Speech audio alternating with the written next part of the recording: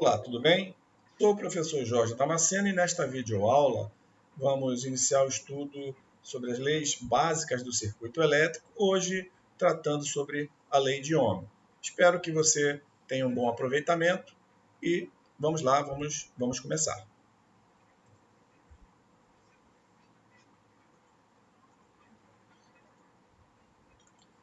Então, vamos lá, seguindo aqui esse estudo da disciplina de circuitos elétricos, agora iniciando nessa videoaula o tema sobre as leis básicas, e hoje a gente vai trabalhar nos conceitos e os detalhes principais da lei de Ohm.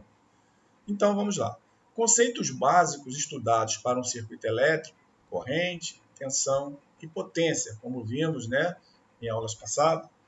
Isso nos remete a, digamos assim, a trabalhar, como poderemos trabalhar com esses elementos através dos vários tipos de circuitos que se apresentarem para nós, para que a gente possa, digamos assim, desenvolver os eventuais projetos, que, logicamente, cada projeto vai ter sua característica, mas, acima de tudo, como já vimos, dentro desses projetos, dentro da eletricidade, da engenharia elétrica, a corrente, a tensão e potência sempre vai estar presente, tá bom? Então, com isso, determinar de forma efetiva os valores dessas variáveis em dado circuito requer a interpretação de algumas das leis fundamentais que regem os circuitos elétricos, como a lei de Ohm e as leis de Kirchhoff, ok? Então, para trabalhar, para a gente manipular esses circuitos de tal forma a gente encontrar valores de tensão, de corrente, ou mesmo de potência, isso não vai ser feito de uma forma aleatória. Muito pelo contrário, ela tem que seguir, digamos assim, pré-requisitos definidos. E alguns desses pré-requisitos são, como a gente citou, a lei de Ohm, que é o que a gente vai estudar hoje, como também as leis de Kirchhoff, que a gente vai estudar em aulas mais à frente. Tá bom? Então, vamos lá, vamos seguir em frente, vamos caminhar. Os materiais geralmente possuem um comportamento característico de resistir ao fluxo de carga elétrica, tá? Ou seja, cada material ele apresenta uma característica. A gente vai ter contato com materiais que favorecem, digamos assim, ao fluxo dessas cargas, ou seja, a passagem de corrente elétrica, os elétrons, enquanto que outros vão dificultar a passagem, o movimento, o fluxo dessas cargas elétricas, ou seja, desses elétrons. Essa propriedade física é conhecida como resistência. O nome é bem propício, resistência para dificultar, resistir à passagem do fluxo de carga elétrica, como nós falamos. E nós representamos pelo símbolo R. Tá? Então, esse vai ser um dos elementos, como a gente já citou de uma forma abrangente, que vai compor os circuitos elétricos. Tá? Então, um elemento representado pelo símbolo R, que a gente vai chamar de resistor, a gente vai depois apresentar o seu símbolo mais à frente. Tá? Então, ele tem essa propriedade de resistir ao fluxo de carga elétrica. Tá bom? Continuando, a resistência de qualquer material com uma área da seção transversal A uniforme depende de A e de seu comprimento L, conforme mostrado na figura 2.1. Tá? Então, a área e o comprimento são diretamente envolvidos, que atuam de uma forma direta ou indiretamente no valor dessa resistência do material que nós estivermos trabalhando, tá bom? Então, aqui nós temos um trecho aqui de um condutor, né, de um fio, onde ele tem uma área A de seção transversal, um comprimento, e a gente vai falar também, cada material tem a sua característica, né? No caso aqui chamado de resistividade ρ, ok? Então cada material possui uma resistividade, ou seja, a resistência ela vai depender, né, de cada material, do seu comprimento, né, do condutor, como também da área, né? A gente vai ver como cada um desses elementos aqui afeta, né, a resistência, tá bom? Então, a figura aqui A é o resistor, tá? É um resistor específico, né? No caso aqui pode ser vamos considerar aqui um trecho aqui de um condutor, não necessariamente, né, um elemento, né? Já que a gente vai definir isso mais à frente. E a letra B, o símbolo de resistência usado em circuitos, né? O símbolo de um resistor de resistência é essa figurinha aqui, né? Com esse zigue-zaguezinho, tá? Então aqui, como a gente já estudou a corrente, né? Ela vai entrar aqui no elemento, certo? No caso aqui, ele está entrando aqui no positivo, ou seja, no ponto de maior potencial. E ao sair, né, do resistor, tem o menor potencial, ou seja, isso aí a gente vai explicar depois esse fenômeno aqui, o que acontece com essa corrente passando aqui nesse resistor. Então, no momento é somente para a gente tomar conhecimento, né, do símbolo de um resistor, é esse aqui, de resistência. Tá? E aqui, como se fosse um resistor, né, digamos assim, e do que ele, essa resistência, do que ela depende, né? Repetindo aqui, do seu comprimento, da sua área e do tipo de material. Beleza? Então, seguimos. Novamente aí a nossa figura, tá? E aí a gente tem a expressão para a gente calcular o valor de uma resistência de qualquer material. Como eu falei, né, ele é diretamente proporcional ao material, ao comprimento e inversamente proporcional à área. Ou seja, quanto maior a resistividade, maior a resistência do material, desse material específico, né? Quanto maior o comprimento também do fio lá, também aumenta a resistência. E, inversamente, quanto maior a área, menor a resistência. Então, com a seção reta, né, do fio, quanto menor, vai ser maior a resistência. Um fio com área maior tem menor resistência e um fio com área menor tem tem maior resistência. O fio com área, seção reta maior, tem menor resistência, já que estamos aqui a área está no denominador, e um fio com a seção reta menor tem maior resistência. É fácil observar que se você tem uma área menor, os elétrons vão passar com maior dificuldade, né? Que aqui, como a gente falou, corrente elétrica é fluxo de carga elétrica, de elétrons. Então, quanto maior a área, logicamente, menos resistência vai ter. Quanto menor a área, maior a resistência à passagem dos elétrons. Tá? Então, resistência é ρL sobre A. Material, ρ, resistividade, L, o comprimento, né, do condutor, sobre a área, ou seja, a seção reta, né, do condutor. Tá? Então, a expressão para você encontrar o valor da resistência. Ρ é conhecida como resistividade do material em ohms metro. Tá? Unidade em ohms metro. Aqui temos uma tabela, né, a tabela aqui chamada 2.1, de resistividade de alguns materiais comuns. Então é importante aqui a gente conversar rapidamente sobre algumas características. A gente vê, né, aqui a parte de cima, os materiais que são considerados bons condutores, ou seja, eles é fácil, eles permitem com mais facilidade a passagem da corrente elétrica, ou seja, do fluxo de elétrons.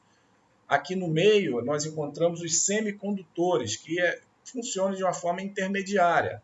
E mais para o final, aqui a partir do papel em frente, temos os materiais que são considerados isolantes, né, que dificultam a passagem da corrente elétrica, ou seja, dificultam a passagem dos elétrons, dos fluxos de elétrons pelo seu, né, interior. Então, nós temos aqui, já dividido, basicamente, três tipos de materiais, né? Os condutores, os semicondutores e os isolantes. A gente aqui, nesse primeiro momento, vai estar focado, né, principalmente aqui nos condutores e um pouquinho no isolante. Os semicondutores, eles são mais utilizados na eletrônica, né, já que são os elementos que, digamos, formam ali os diodos, né, que servem como chaves eletrônicas, dentre outros elementos, como também transistores e circuitos integrados, né, que servem como amplificadores, uma série de situações aí dentro de série de aplicações, né, dentro da eletrônica. E os condutores, né, que o nome já está falando, né, permitem, né, com facilidade o fluxo de elétrons, sendo que, como a gente pode observar, o melhor condutor é a prata, na sequência o cobre, depois alumínio e aí o ouro, né, os 4 melhores. Logicamente, a gente sabe que a maior parte dos fios são feitos de cobre, até por conta do preço, né? Ou seja, cobre e prata, eles têm a resistividade aqui em ohmmetro próxima. Então, se você fizer fios de prata, logicamente só para aplicações especiais. Então, é muito mais barato você construir fios com cobre do que com prata, tá? E depois o alumínio, né? E o ouro, né? É interessante observar que a prata, né, é o melhor condutor, tá bom? Somente de curiosidade. E os isolantes nós temos aqui papel, mica, vidro, teflon, né, que são isolantes, né, ou seja, materiais que dificultam o fluxo, né, de elétrons, enquanto que novamente os condutores permitem, né, com facilidade a passagem do fluxo, né, de corrente elétrica, o fluxo de elétrons. Beleza? Então, aqui, né, sempre, caso está aqui essa tabelinha, né, sempre bom estar consultando até se familiarizar com as características. Seguindo, né, o elemento de circuito usado para modelar o comportamento da resistência à corrente de um material é o resistor, como eu falei. Esse é o elemento, né, que vai ser usado nos circuitos elétricos e que, né, como a gente viu, ele serve para, né, você trabalhar nos valores das correntes, né, das correntes elétricas no circuito, né? Você variando o resistor, automaticamente você vai estar aumentando ou diminuindo a corrente elétrica, dependendo, né, do seu valor. Então, para poder construir os circuitos, os resistores normalmente são feitos de folhas metálicas e compostos de carbono, tá? Então, são características desses resistores, né? O material de que ele é composto. Símbolo do resistor mostrado na figura, como a gente já antecipou, né? Está aqui, né? O símbolo do resistor. O resistor é um elemento passivo mais simples, tá?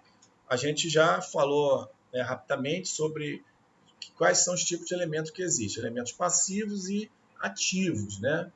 Ou seja, elemento passivo, na última aula a gente definiu, né, que não gera energia, ou seja, ele é utilizado no circuito para, né, compor e trabalhar, né, digamos assim, assumindo determinadas competências. Né? No caso aí, como a gente falou, de trabalha na variação de corrente, coisa do tipo. Né? Então, cada circuito tem a sua característica. Então, esse resistor ele vai, em determinados trechos, né, vai ser usado para diminuir a corrente, coisas do tipo aí, tá bom? Então, é o mais simples, né? Então, realmente, o resistor, ele está ali, né, vai funcionar como uma carga, né, digamos assim, para consumir energia. A lei de Ohm afirma que a tensão V em um resistor, aqui ó, tensão V em um resistor, é diretamente proporcional à corrente I, essa corrente I que passa. Essa tensão V é diretamente proporcional à corrente que passa por ele, tá? Através dele, como a gente falou. Ou seja, V é diretamente proporcional a I. Ou seja, R vai ser, o valor de R vai ser a constante de proporcionalidade que vai, né, digamos assim, nos dar a lei de Ohm. Ou seja, V, tensão V é igual a R vezes I. Tá? Então, a expressão para a lei de Ohm, tensão V em volts, é igual a R, que a gente vai falar que vai ser em ohm, né, em homenagem, né, a esse cientista, vezes I, que é a corrente em ampere. A resistência R de um elemento representa a sua capacidade de resistir ao fluxo de corrente elétrica, né? Só para reforçar o que já estamos tratando nessa aula. Ela é medida em ohms, tá? Esse é o símbolo, né, da unidade de resistência elétrica. Ou seja, R é igual a V sobre I. V é igual a R vezes I, então R é V sobre I. Tá bom? Ou seja, um ohm corresponde a 1 volt sobre amperes. 1 volt sobre 1 ampere é 1 ohm. Para aplicar a lei de Ohm, devemos prestar atenção ao sentido da corrente I e à polaridade da tensão V, que tem de estar de acordo com a convenção de sinal passivo, conforme mostrado na figura e já tratado em aulas passadas. Tá? Então, isso aqui a gente já tratou. Ou seja, a corrente I entrando no elemento pelo potencial positivo, maior potencial, então a potência aqui, a gente está lembrado, vai ser positiva. Tá bom? Então, só para lembrar e agora associando aqui com a lei de Ohm, considerando esse elemento, esse resistor. Isso implica que a corrente flui de um potencial mais alto, tá lá, o positivo, para um mais baixo, de modo que V é igual a I vezes R, tá? Normalmente. Se a corrente flui de um potencial mais baixo para um mais alto, automaticamente vai ser o inverso, V é igual a menos IR. Beleza? Uma vez que o valor de R pode variar de 0 a infinito, é importante considerarmos os dois possíveis valores extremos de R. Então, esse tema aqui também é muito interessante, tá? Ou seja, curto-circuito vai ser uma situação, né? Ou seja, a resistência é igual a zero.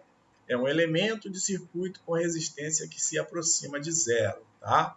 Esse é o curto-circuito, que pode ser representado, né, pelo o fio de conexão simplesmente. Né? Ou seja, para essa situação, né, aqui temos um elemento que está em curto, significa dizer que a tensão nos seus terminais ali, positivo e negativo, a tensão é zero e que a resistência é zero. Isso não significa dizer que a corrente também seja zero, tá? Importante atentar sobre isso. Então, curto-circuito, característica, tensão é zero e a resistência é zero. Então, V igual a IR, ou seja, se a resistência é zero, né, não tem resistência, está em curto, o V, qualquer coisa vezes zero, dá zero.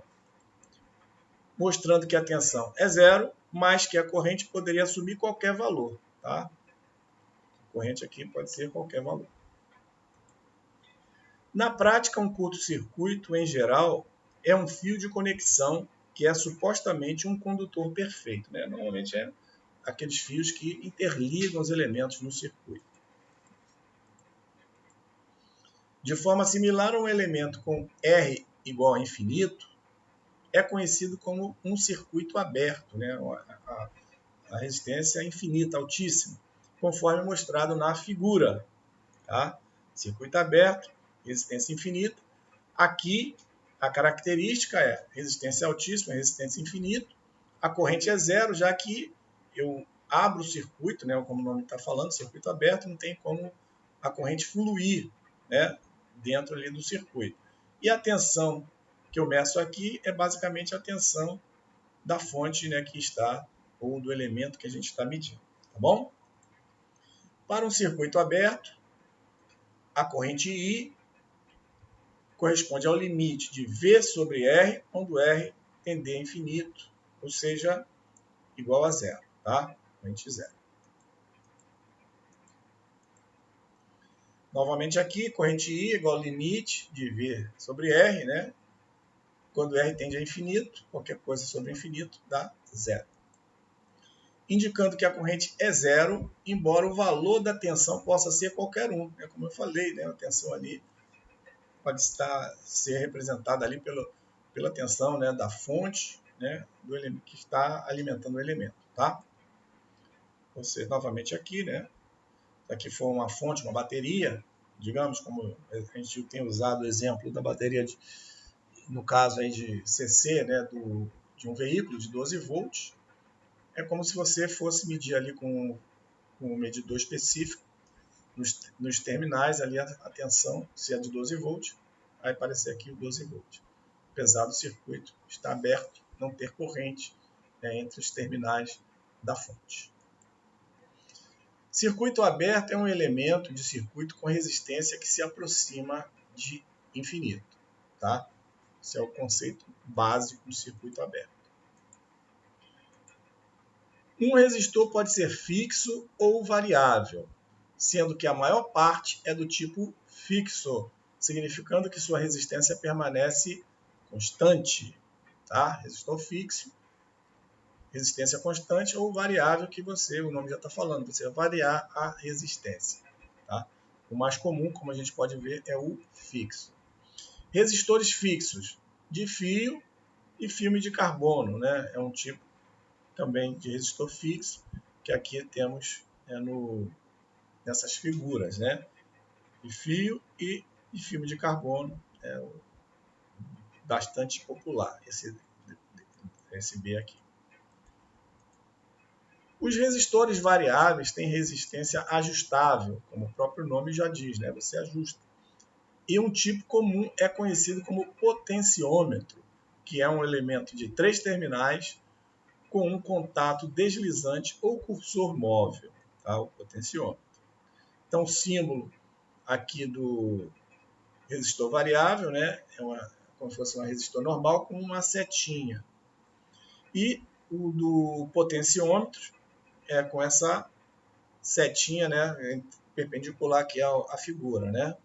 Ou seja, como ele falou, em 3 posições, né? Com 3 terminais. Aqui, ó, 1, 2 e 3. Nem todos os resistores obedecem à lei de Ohm. E o que obedece é conhecido como resistor linear, né? Ele tem uma resistência constante e, portanto, apresenta sua curva característica conforme ilustrado na figura. Seu gráfico I, V, corrente e tensão, é uma linha reta que passa pela origem, né? Esses que obedecem à lei de Ohm. Está aqui, ó, V, I,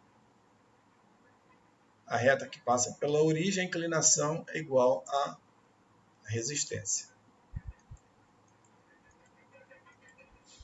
Já o resistor não linear não obedece à lei de Ohm. Sua resistência varia com a corrente e sua curva característica, corrente e tensão, IV, é mostrada na figura e como exemplos temos a lâmpada comum e o diodo. Né? O diodo, bem conhecido como, né, onde apresenta, né, uma resistência não linear.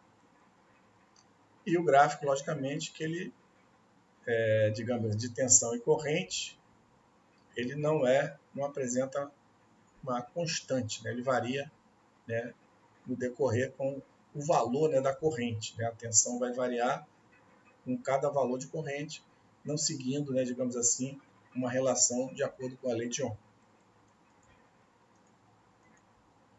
Uma medida útil em análise de circuitos é o inverso da resistência R, conhecida como condutância. Tá? R, 1 sobre R, condutância. Uma medida que representa quanto um elemento conduz corrente elétrica. E é representado por G, a letra G.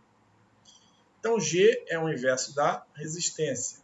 Ou seja, o inverso da resistência vai ser I sobre V. Então, a condutância é 1 sobre R ou corrente sobre tensão.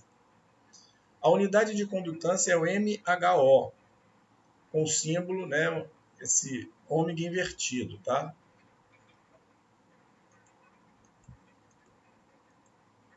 Embora os engenheiros muitas vezes usem o mHO, neste curso vamos utilizar o Siemens S, a unidade SI para a condutância. Então a gente já sabe aí as duas situações e para o sistema internacional, o Siemens. Um Siemens, ou seja, uma dessa unidade, né, o ômega ao contrário, é igual ao ampere sobre volt. Ok? Ampere sobre volt. A condutância é a capacidade de um elemento conduzir corrente elétrica. Ela é medida em mHO, ômega ao contrário, ou Siemens. A mesma resistência pode ser expressa em ohms ou Siemens. Por exemplo, 10 volts é o mesmo que 0,1 Siemens. I é igual a GV. Tá? Como a gente deriva da própria condutância. G é igual a 1 I sobre V, então I é igual a GV. A potência dissipada por um resistor pode ser expressa, né, em termos de R. Tá? É outra forma também da gente apresentar a potência. A gente viu em aulas passadas que a potência é igual a VI, é isso? Tensão vezes corrente. Mas, como a gente pode ver, né, através da lei de Ohm, que V é igual a RI. Substituindo V por RI, eu vou ficar RI vezes I, RI ao quadrado, ou I ao quadrado vezes R. Tá? Ou, simplesmente, né, utilizando a outra situação, né, sendo que I é igual... Qual é o valor de I? Também pode ser tensão sobre resistência. Então, V aqui multiplicar V vai ser V ao quadrado sobre R, ó, V2 sobre R. Então, potência VI e 2R ou V2 sobre R. Tá? Ou ainda, né, potência igual a VI, V2 vezes a condutância, né, que aqui é o contrário, I sobre R, ó, V2 vezes a condutância, ou I2 sobre G, né, 2R, 1 sobre G, né, que é igual a R. Né, o inverso de G é R, I2 sobre G. Então, utilizando resistência ou condutância, temos aqui os valores para potência. Devemos observar dois pontos a partir dessas equações. Então, vejamos. P igual a I2R igual a V2 sobre R, como vimos, né? E P igual a V2G, que é igual, né, I2 sobre G. Essas duas situações. O que temos aí? Primeiro, a potência dissipada em um resistor é uma função não linear da corrente ou tensão. Logicamente, a potência é não linear, né? Ao quadrado aqui, com relação à corrente e à tensão. Tá? Os dois casos. Isso é importante. E já que R e G são quantidades positivas, a potência dissipada em um resistor é sempre positiva. É outro detalhe muito importante, né? Potência dissipada em um resistor é sempre positiva, né? Ela é uma carga, né, que vai consumir potência. Portanto, um resistor sempre absorve a potência do circuito.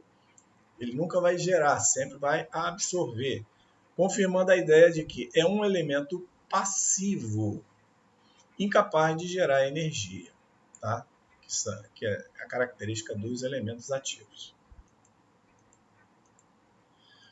Vamos agora fazer um exemplinho aqui só para a gente praticar um pouquinho. Então, uma fonte de tensão de 20 seno pt volts é conectada em um resistor de 5 kΩ Determine a corrente que passa pelo resistor e a potência dissipada.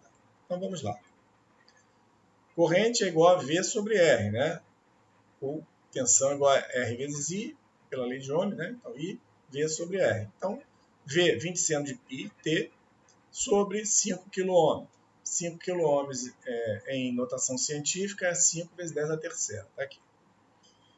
Então, o que eu tenho aqui? 20 dividido por 5 dá 4. Esse 10 a terceira passando para cima fica 10 a menos 3, em notação de engenharia, mili, né? Então, 4 seno de πt miliampere. Tá bom? Essa é a corrente. Já a potência, P igual a VI, 20 seno de πt vezes I, 4 seno de πt. Ok?